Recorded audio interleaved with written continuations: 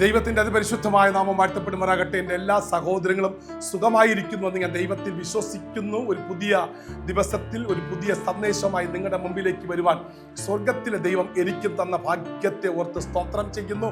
നേരിട്ട് തിരുവചനത്തിലേക്ക് നമുക്ക് പ്രവേശിക്കാം. അതിന് ആധാരമായിട്ട് അവൻ സദൃശ്യവാക്യം 10-ാം അധ്യായം അതിൻ്റെ 5ഉം 6ഉം വാക്യങ്ങൾ വായിക്കുന്നത് ശ്രദ്ധയോടെ കേൾപ്പിൻ. മടിയുള്ള കൈകൊണ്ട് പ്രവർത്തിക്കുന്നവൻ ദരിദ്രനായി തീരുന്നു, ഉത്സാഹിയുടെ കൈയോ സമ്പത്ത് ഉണ്ടാക്കുന്നു. വേനൽക്കാലത്ത് ശേഖരിച്ചു വെക്കുന്നവൻ ബുദ്ധിമാൻ, കൊയ്ത്ത് കാലത്ത് ഉറങ്ങുന്നവനോ നാണം കെട്ടവൻ.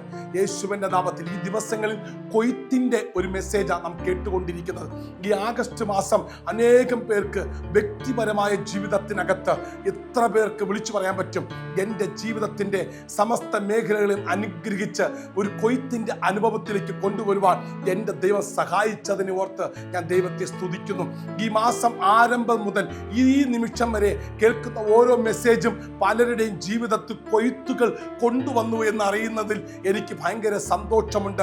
തകർന്നു കിടന്ന, ഉടഞ്ഞു കിടന്ന, എല്ലാം തരിപ്പണമായെന്ന് പറഞ്ഞു കിടന്ന പലരുടെയും കുടുംബത്തിനകത്ത് ദൈവത്തിൻ്റെ പ്രവൃത്തിയെ കൊണ്ടുവരുവാൻ ദൈവത്തിൻ്റെ വചനത്താൽ സാധിച്ചത് ഞാൻ അറിയുമ്പോൾ എനിക്ക് ഭയങ്കര സന്തോഷമുണ്ട്.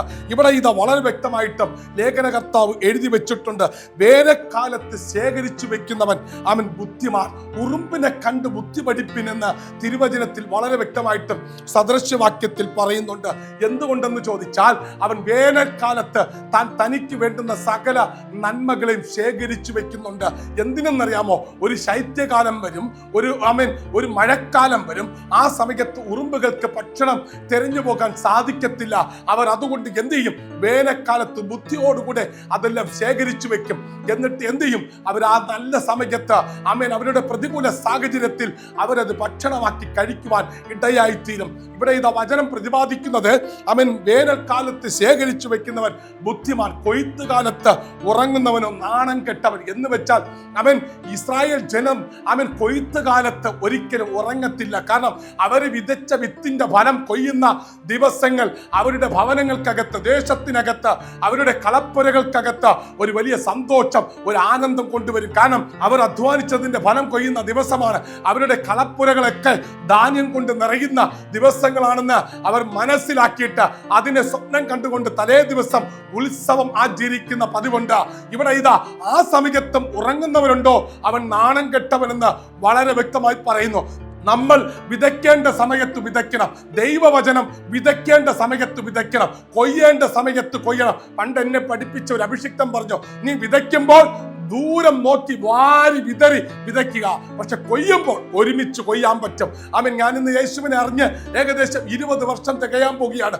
രക്ഷിക്കപ്പെട്ട നാൾ മുതൽ ഇന്ന് വരെയും ഓരോ ദിവസം ഒരു ചെറിയ വചനമെങ്കിലും, ഒരു ചെറിയ വാക്യമെങ്കിലും ദേശത്ത് വിതയ്ക്കുന്നുണ്ട്. എന്തിനെന്നറിയാമോ?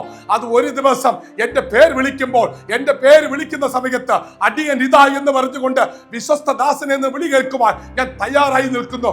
എനിക്ക് ദൈവം തന്ന താലന്തിനെ ഞാൻ എന്ത് ചെയ്യുന്നു? മൂടി വെക്കുന്നു. അത് ഞാൻ വ്യാപാരം ചെയ്യുന്നു. സത്യവചനത്തെ സത്യസന്ധമായി ഞാൻ വിതയ്ക്കുന്നത് കൊണ്ട് എനിക്ക് അധികം ഫലം കൊയ്യുവാൻ അവകാശമുണ്ട്. ആ അവകാശം ദൈവം എനിക്ക് തന്നിരിക്കുന്നതാണ്. ഇന്ന് പകൽക്കാലം നീ വിതയ്ക്കുന്നതിനനുസരിച്ച കൊയ്യുവാൻ പോകുന്നത്.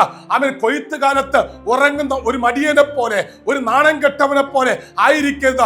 ഒരാളോടെങ്കിലും ഒരു ദിവസമെങ്കിലും സുവിശേഷം പറയണം, ദൈവരാജ്യത്തെ കുറിച്ച് പറയണം, നിത്യജീവനെ കുറിച്ച് പറയണം, നിത്യതയെ കുറിച്ച് പറയണം, യേശുവിന്റെ വരവിനെ കുറിച്ച് പറയണം. അങ്ങനെ നിനക്ക് കിട്ടുന്ന സാഹചര്യത്തിൽ ഒരു ട്രാക്റ്റെങ്കിലും കൊടുക്കാൻ നീ സാധിച്ചാൽ അത് ദൈവത്തിന്റെ കൊയ്ത്തിലേക്ക് നിന്നെ കൊണ്ടെത്തിക്കുന്ന ഒരു മാർഗമാണ്. അതുകൊണ്ട് എന്നെ കേൾക്കുന്ന പ്രിയ സഹോദര, സഹോദരി, വേനൽക്കാലത്ത് ശേഖരിച്ചു വെക്കുന്നവൻ ബുദ്ധിമാൻ.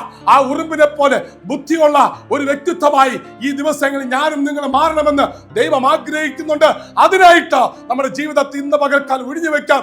അങ്ങനെ ആ ദൈവിക സമർപ്പണം നിന്നിലും എന്നിലും വെളിപ്പെടുമ്പോൾ ദൈവത്തിന്റെ കൊയ്ത്ത്, ദൈവത്തിന്റെ ഫലം നമ്മളിലൂടെ അനേകം പേർക്ക് അതൊരു അനുഗ്രഹമായി വിതരട്ടെ, അത് അനേകം പേർക്ക് അനുഗ്രഹമായി ചൊരിയട്ടെ എന്ന് ആത്മാർത്ഥമായി പ്രാർത്ഥിച്ചുകൊണ്ട് നിർത്തുന്നു. May God bless you. Jesus loves you.